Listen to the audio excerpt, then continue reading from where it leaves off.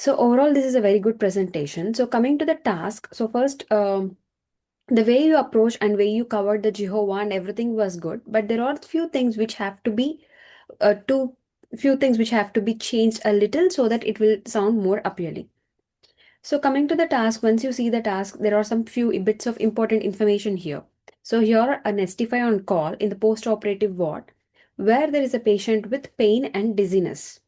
She has been already examined by your ST2 and they gave your findings of a big large swelling from the port site and also her Muir's chart is with you along with the basic investigation.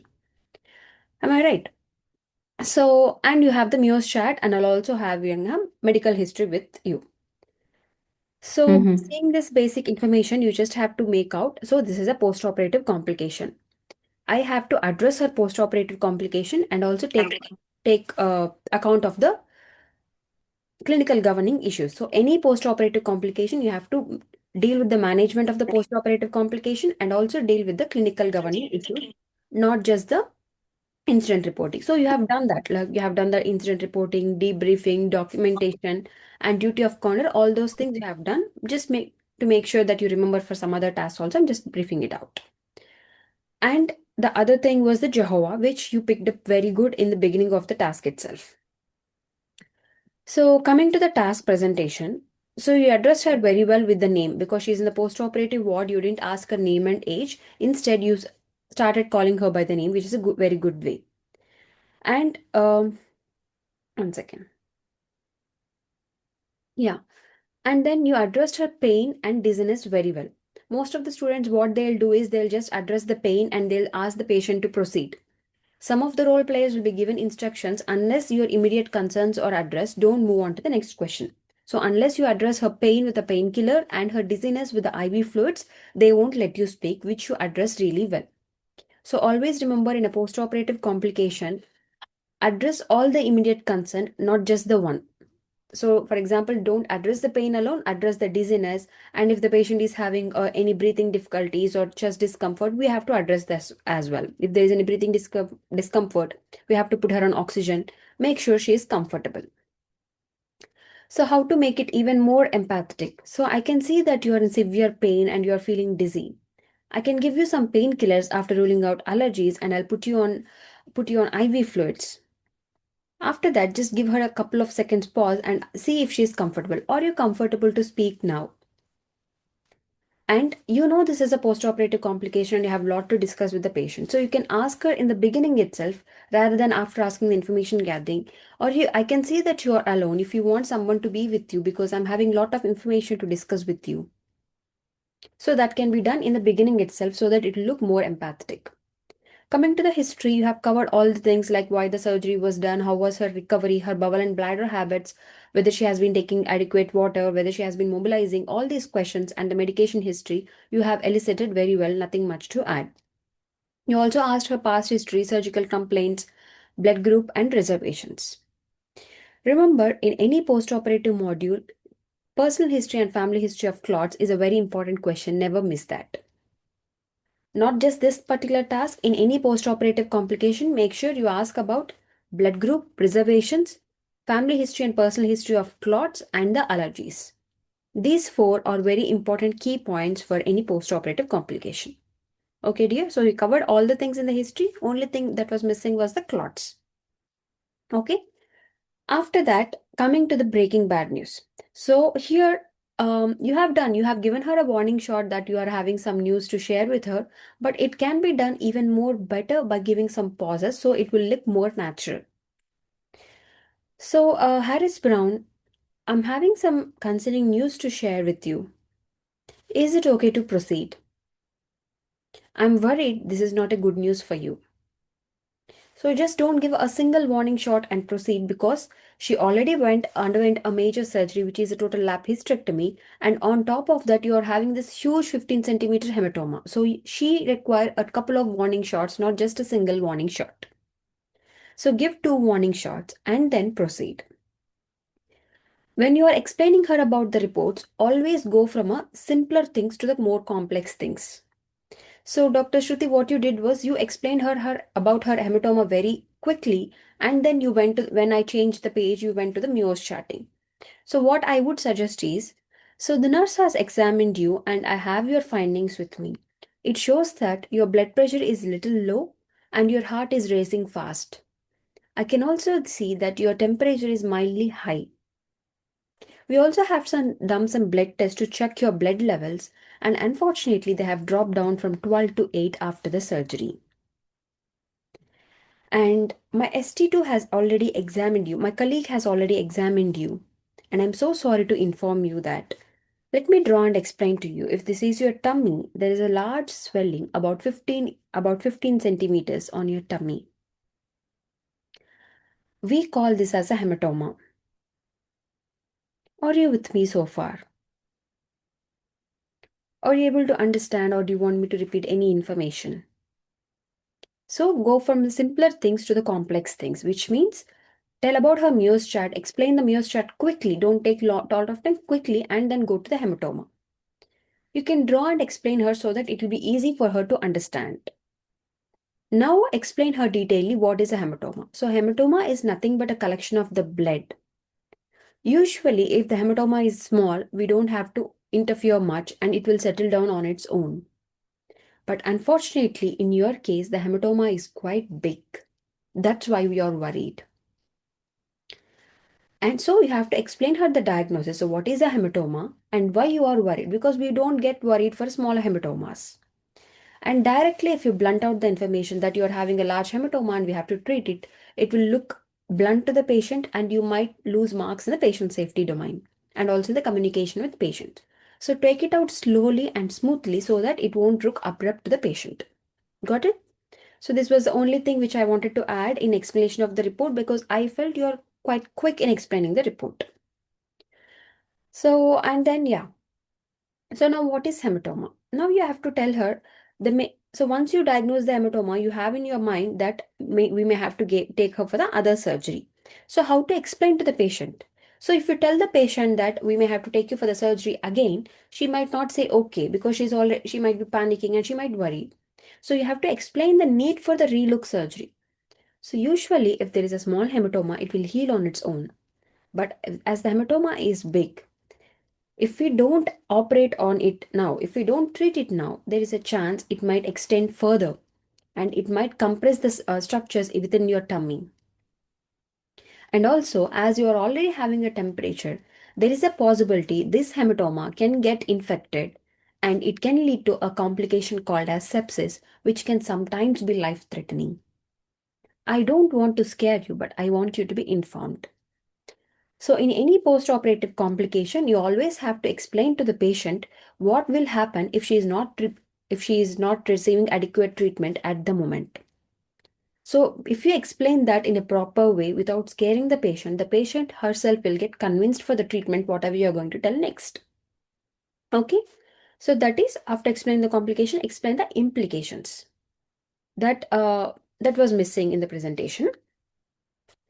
So, and yes, after that you have very well involved the team of doctors. But before that, see, the patient is in a post-operative ward. Now she is having a hematoma. So so you have to immediately shift her to HDU before she goes to the theater. Because we do have a lot of workup to do before we shift her to the theater. So we have to first shift her to the HDU, which is an important safety point. Okay, okay, dear. And I'll shift you to the HDU. Yes. Will put you in touch with a team of doctors. Involve the team of doctors in the MDT, not just the consultant and a HDU physician and the operating surgeon. And we'll also put you in touch with the scan doctor and the infection doctor. You can involve as many member of people related to this particular thing, so as to score more marks in communication with colleague domain. If you involve only one or two persons in the MDT, then you might get only half marks. You might get only borderline in communication with colleagues. So try to involve maximum people related to this particular scenario. You can also involve the hematologist. You can also involve the mental health counselors because we are going to take her for a relook surgery. Okay. Now, so after involving the MDT, investigations and treatment, a simple trick to remember any postoperative complication is explain the diagnosis, involve the MDT, shift her to HDU, investigations, treatment, and clinical governing issues. The very good thing about your presentation was you kept apologizing her. You kept telling, we are so sorry for this. We are so sorry for this. That is, you were expressing your duty of conduct, which is a very good way. Got it? And in the investigations, you have told very well that yes, we are going to do some more blood investigations, but you can take the name of the investigations also. We are going to send you a clotting profile, and we may have to offer you a scan to look into your tummy, which is an important patient safety point here. Is it clear till now? Do any of you want me to repeat anything? No, ma'am, clear. Okay. Yeah. Then coming to the treatment. It is very good that you told that we may have to take you for the relook surgery, but at the same time, what you did was you yourself assumed that the patient is not okay for the blood products and you directly jumped into the cell salvage and the intervention radiology techniques. Of course, we need to talk about the cell salvage and the intervention radiology techniques, but we have to give a pause and let the patient tell her wishes.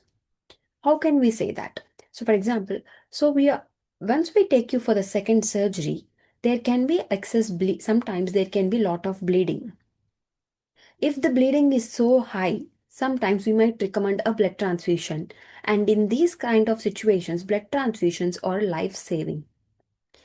If any such situation arises, will you consider blood transfusion? This is a very important question in any patient with Jehovah Witness. If the patient says that she is a Jehovah and she has already signed an advance directive, we still have to check with her whether she'll accept the blood and blood products in this particular situation.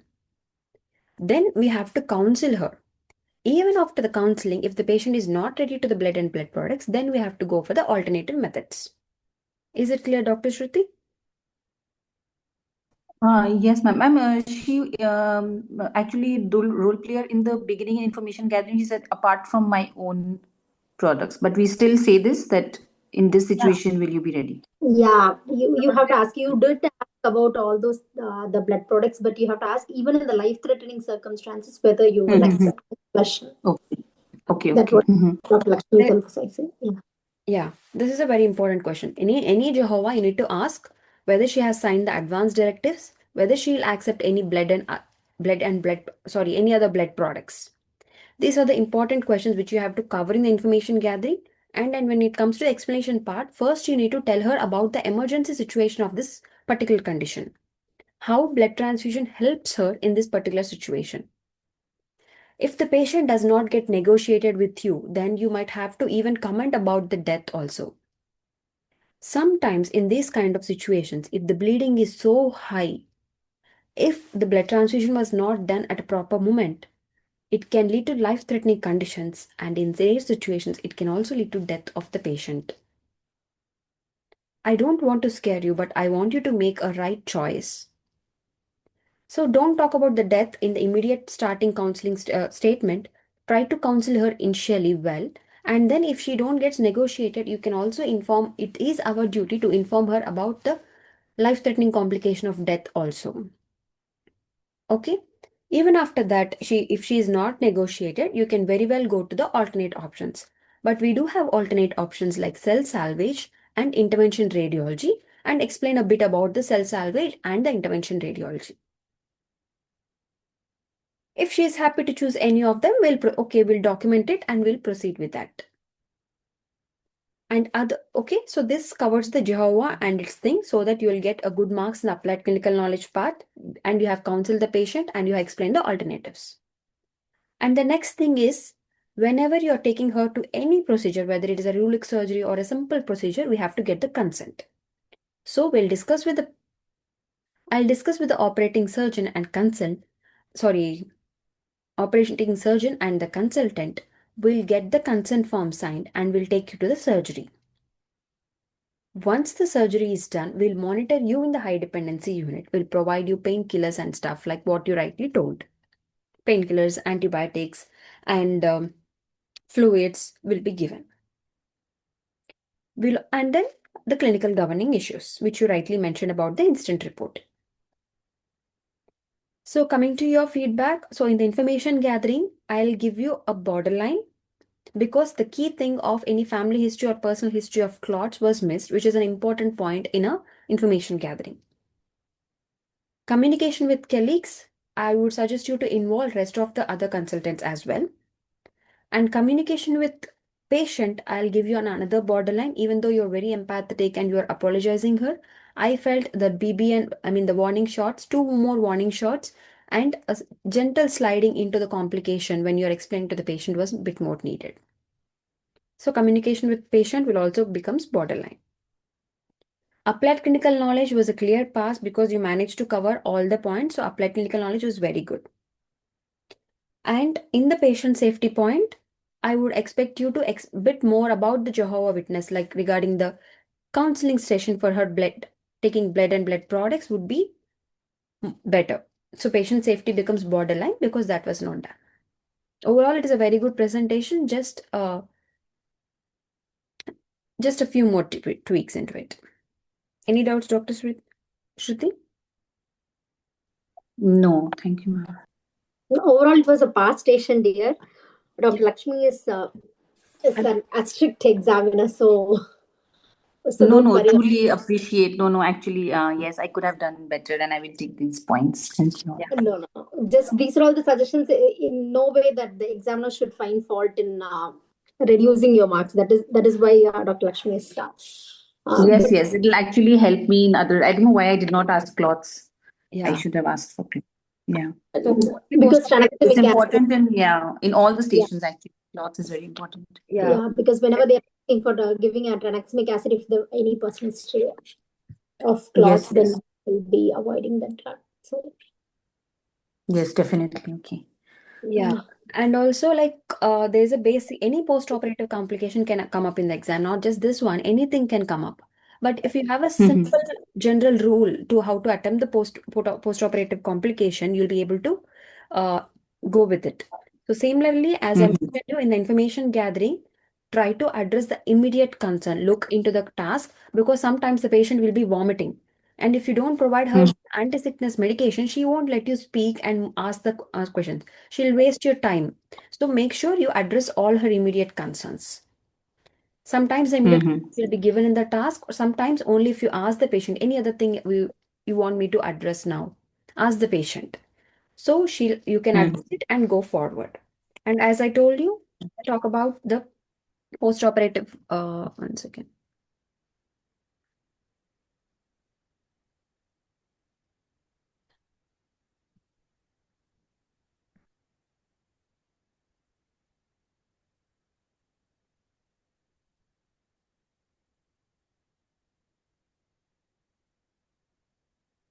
And similarly, in the information gathering for any post-operative complication, allergies, blood group, and reservations, clots. Because in this task, imagine if you have missed out the reservations out of panicking or out of any anxiousness, you might have ended up losing half marks in the station. So reservations is very important in post-operative complications and in any surgical module as well.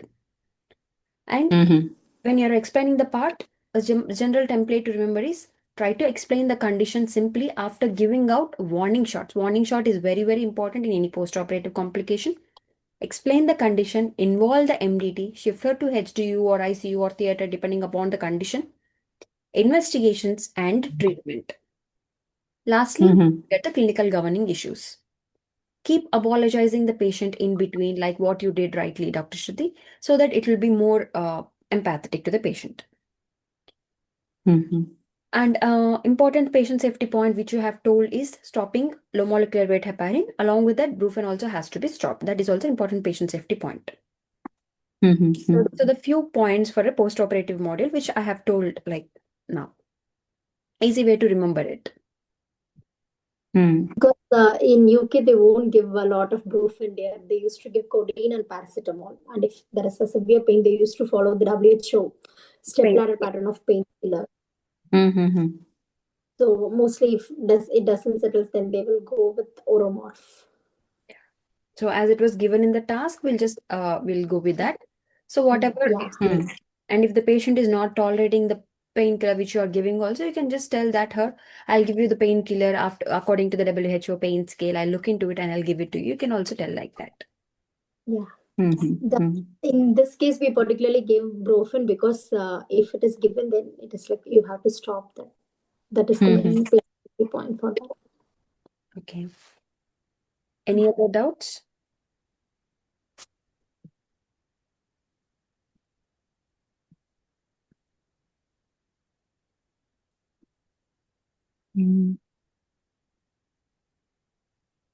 So we'll come up with another session soon. Like we'll be discussing like important tasks and the recent recalls also. We'll try to do the May recalls as well. And we'll start the group activities soon. And our course also will start from the mid of June, like in the last half of the June. So what we are trying to do is like for every task, for example, if 5 members are in the group, I mean in the class, so we'll put a task, and if one girl is presenting the task, the other candidates, they have to write their own 10-point key in their book, and they have to WhatsApp me the things. So I'll check and correct them. So in this way, you yourself can frame the 10-point key for each task which you are discussing in the class. I mean, in our course. So if 5 to 6 members are in particular one group one, so each member will write it and will send it to me so that it will be helpful for you, so that you can brainstorm yourself and I don't have to provide your 10-point key. Of course, we'll provide the 10-point key at the end of the discussions also. But this is the other way to prep the candidates which we are thinking so that it will help you. Because if you mug up the entire theory, we don't have time to talk about all the things in the 10-minute time provided in the exam, because the role players keep bugging you in the exams. It won't be like smooth as your practice in the courses. They keep asking you some random questions and killing your time. So in order to prepare you for that, if you have a few 10 points, for example, you have to stop brufen and low molecular weight heparin to this patient. If it is already there in your mind because of a lot of practicing and stuff, you'll end up doing it in the exam no matter how much the role player is interrupting you. So we wanted to prepare the candidates in such a way that it will be helpful for them in the exam.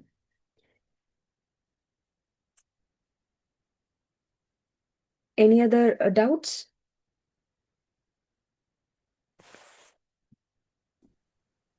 No, ma'am. Very nice session and nice feedback. Thank you.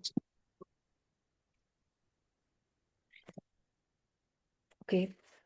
Okay, we'll end the session. If you have any doubts, you can send a message in the group as well. Thank you everyone for attending. Thank you for your time. Thank you. Yeah, thank you for attending Would you the like to tell anything? No, you covered almost all the points, Dr. Lakshmi. Okay. It was a wonderful presentation, Dr. Shruti. Yeah.